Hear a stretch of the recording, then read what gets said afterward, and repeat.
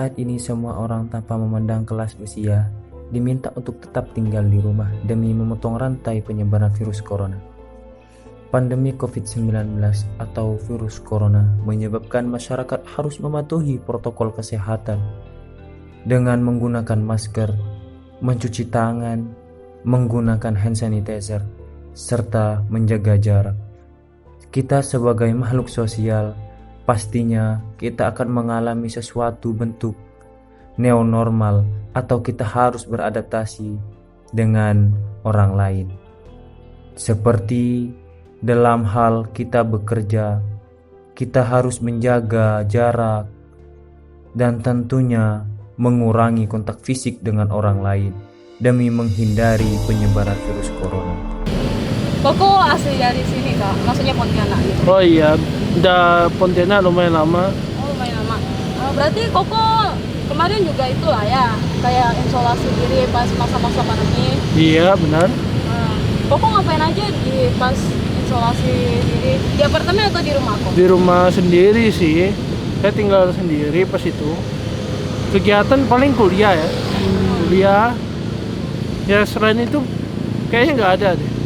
Kuliah sama rutinitas sehari-hari gitu lah ya, kayak Rutinitas tidur, ya paling tidur, makan, paling habisin waktu main game gitu ya. Ya. Saya mau fokusnya ke makanan sih. Koko pandang untuk pembelian makanan itu sebagai kebutuhan atau untuk menghilangkan stres gitu kalau selama pandemi? Kalau saya sih jujur kebutuhan. Tapi kadang saat waktu longgar mungkin saya akan beli lebih untuk habisin waktu aja. Oh gitu ya kok. Lebih ke makanan berat atau makanan ringan nih kalau yang tahu habiskan waktu itu?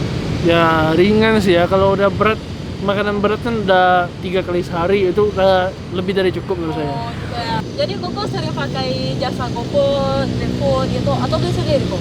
Tergantung mood. Kalau misalnya saya lagi malas ya lebih praktis ya pasti pakai GoFood atau GrabFood. Tapi kebanyakan saya pakai GoFood sih. GoFood ya. Iya.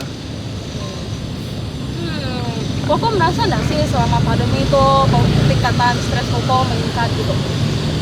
Kalau untuk saya sendiri sih ya paling mungkin karena lebih jarang bersosialisasi dengan teman-teman lagi, paling hanya bisa lewat online. Mungkin itu yang membuat agak stres saya agak meningkat, tapi tidak terlalu berpengaruh untuk saya. Oh gitu ya. Oke, berarti selama pandemi aman-aman aja lah ya. Aman-aman aja. Oke, thank you kok atas waktunya. Kalau sepi orang. Berarti pas abang di situ kendalanya di modal ya, bang? Waktu itu saya habis lah, ibaratkan orang tuh bangkrut lah, modal langsung tak ada saya. Abang nggak dikasih bantuan ya untuk Nggak ada. abang di situ? Nggak ada. Dulu saya pernah sih ngurus bantuan dari itu kan, ada bantuan bilangnya kalau yang kaki empat aja nih. Nggak taunya tak dapat juga. Nggak dapat ya. Saya pun ada anak lagi baru melahirkan anak istri. Pak Samsul yang harus pindah jualan dari tempat lama ke Serdam di akhir tahun 2020. Pak Samsul, penjual kue pancong, diberikan bantuan sebesar 1 juta rupiah untuk memulai lagi usahanya di Serdam. Pak Samsul bahkan harus menghemat biaya hidup mulai dari biaya pokok yang dikeluarkan hingga biaya sewa lokasi jualan dari 600.000 menjadi 400.000 dan juga biaya-biaya lainnya. Pak Samsul, penjual kue pancong, sangat terdampak. Dengan pandemi COVID-19, beliau pernah kepikiran untuk mengajukan permintaan bantuan, namun karena susahnya syarat dan juga proses pengajuan sehingga beliau membatalkan keinginannya tersebut. Pentol kuah merupakan satu jajanan yang menjadi primadona bagi masyarakat Kota Pontianak, khususnya di Jalan Sungai Raya Dalam. Satu di antara penjual pentol kuah ialah Bapak Amin yang telah membuka usahanya di Jalan Sungai Raya Dalam sejak awal tahun 2019. Pas abang awal-awal buka gimana lah omsetnya? Ya kalau awal-awalnya sih udah biasa kan, namanya juga kan awal buka kan gitu. Iya. Nggak terlalu rame, masih cari pelanggan lah gitu kan. Masih cari nama gitu lah ya. Sekali masuk tahun 2020 gimana Pak? Sih itu sih berjalan tidak lama sih, cuman berjalan 2 bulanan lah gitu. Yang waktu ada rame dari pelanggan gitu ya. Di situ udah mulai agak rame gitu. Sampai omsetnya tuh dibilang udah maksimal lah gitu pendapatannya gitu kan. Cuman itulah gara-gara yang pandemi pandemi ini udah menurunnya tuh udah terlalu drastis lah gitu. Drastis dia. Maksudnya tuh penurunannya tuh kayak kita awal-awal buka lagi gitu pendapatannya gitu ya. Kayak kita baru buka lagi gitu ya. Oh ya bang, abang pas penurunan ini dia tuh bertahap atau benar-benar langsung drop gitu bang? Waktu pandemi ini. Iya, pas pandemi kan pandeminya tuh bulan Maret Mei gitu kan. Nah, bertahap sih, cuman bertahapnya tuh kerasa banget ya. Ada kayaknya tuh tak ada jarak gitu ya.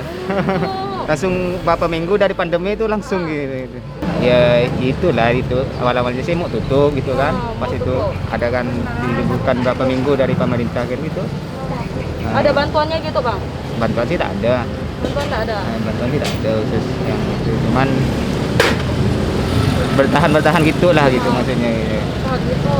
Kan abang bilangnya mau tutup nih. Iya waktu pandemi kemarin gitu. Waktu pandemi kemarin. Berarti sempat mau nyerah gitu ya? Pada saat awal pembukaan, hanya sedikit pelanggan yang dimiliki oleh Bapak Amin. Namun, berjalannya waktu membuat Bapak Amin dapat mengembangkan usaha dan pelanggan pun semakin ramai. Sayangnya, di awal tahun 2020, ketika pandemi memukul mundur usaha Bapak Amin, pendapatan Bapak Amin dalam penjualan pentol kuah sangat menurun, hingga seperti pada saat awal pembukaan usaha. Bapak Amin pernah memikirkan untuk menutup usahanya, namun dikarenakan masih memiliki sedikit modal, maka Bapak Amin berusaha untuk mempertahankannya. Syukurlah, di tahun 2021, Bapak Amin sudah mulai menemukan ritme dalam penjualan pentol kuahnya. Konsumen pun telah bertambah lagi. Masa-masa sulit pada bulan November dan Desember tahun 2020 telah terlewati. Dengan abang siapa namanya? Bang Hari ya. Oh, Bang Hari. Bang Hari jualan manisan udah berapa lama, Bang? Sekitar 4 tahun. Sekitar 4 tahun. Nah, berarti udah sebelum pandemi kemarin tahun 2020 banyak penurunan nggak, Bang? Ada. Tapi banyak nggak turunnya kira-kira? Lumayan. Oh, oke. Sempat berhenti jualan nggak, Bang, waktu itu? Belum pernah sih. Oh, selalu jualan. Kalau untuk bantuan pernah dapat nggak, Bang? Bantuan UMKM gitu ya? Iya. Belum pernah. Abang nggak ngurus atau nggak tahu infonya gitu, Bang? Nggak ngurus juga sih. Oh, tapi karena emang udah ada modal ya, jadi nggak perlu bantuan ya kira-kira? Atau gimana? Gimana ya? Atau mungkin sulit kali ya ngurus bantuannya? Kemungkinan juga sih. Tapi info dapat ya? Oh, nggak dapat juga. Oh, jadi nggak ada info sama takutnya susah ngurusnya gitu, Bang ya? Ya. Oke deh. Makasih ya, Bang Hari. Nah, kasih banyak ya, Bang. Permisi, Bang, dengan abang siapa? Ian ya? Oh, abang udah lama belum jualan batagornya? Dari berapa lama? Udah 1 tahun lebihan lah. Berarti sejak tahun 2020 ya? Oh, nah kemarin kan 2020 tuh kan pandemi ya? Nah, jadi gimana lah tuh kemarin jualannya pas lagi pandemi? Kan sepi.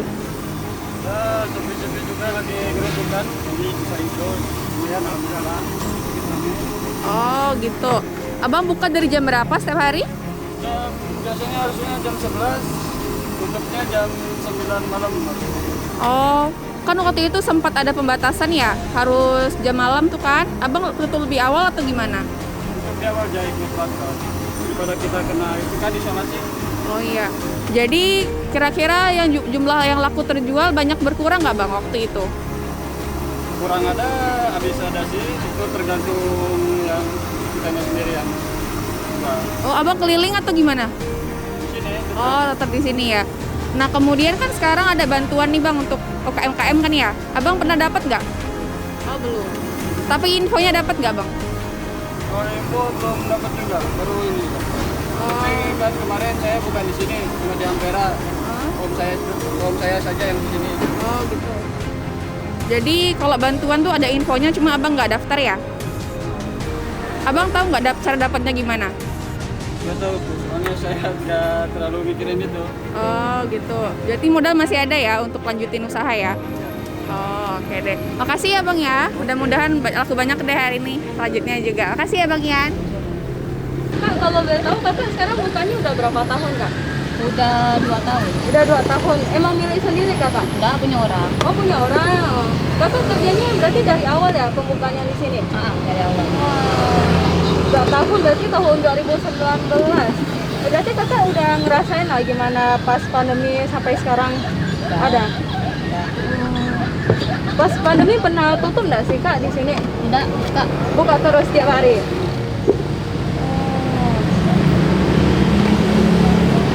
Kalau boleh tahu di sini ada cabangnya kok kak? Ada cabangnya. Kemarin nggak salah saya pernah lihat di situ sih yang di Paris 2. Ya, sama kakak? Sama. Oh sama.